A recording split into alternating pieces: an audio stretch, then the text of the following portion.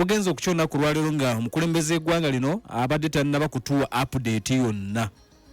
President Museveni abadde akozesa nnyo omukutu ogwa Twitter n'atubuulira nti bannange bannayuganda abazzukulu nasuze bwenti ne bwenti kakati wano wewannuma mbadde nkyali kino na kino at least webukeredde olunaku olwaliro nga tannatubuulira naye ekikulu mu byonna tukimanyi nti ekirwadde ekya covid akyakirina era tewannabaawo okulangirirwa kwonna kulaga nti yakisimattuse wabula akawungezi akayise principal private secretary mu ofiisi y'omukulembeze oba omukulembeze w'eggwanga bamuyita Dr. Kenneth Omona yavudde n'ategeeza nti yayogeddeko n'abamawulire wali ku State Lodge e Nakasero babadde bamuwa bbaana eri gye bawandiiseko olunaku olw'eggulo oga nti bbaana eno gitwalirwa omukulembeze era ndowooza yagifunye dda n'abasomedde obubaka wano olwajjo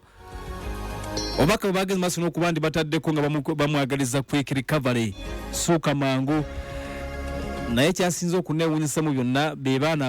abawandiiseeko amanya ne bateekako n'essimu zaabwe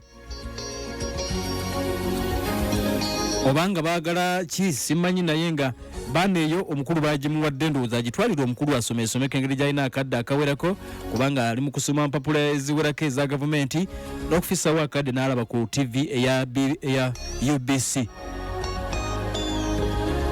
naye nga Dr. Kenneth Omona agamba nti omukulembeze w'eggwanga kituufu akyalina COVID-19 kyokka nti ali mu mbeera nnungi. He is in good spirits and recovering steadily. Nyekyo tuyinza okugamba nti batugambye nti ali mu mbeera nnungi era alikavalinga.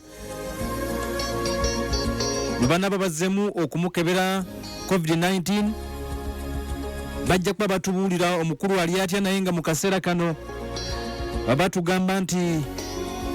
embeera gy'alimu erabika ezaamu essuubi nga bigenda maaso n'okuleka nti bitambula. Amukono gaffe ataddeko Pale FM ekkulira omuntu wa bulijjo kale kyekyo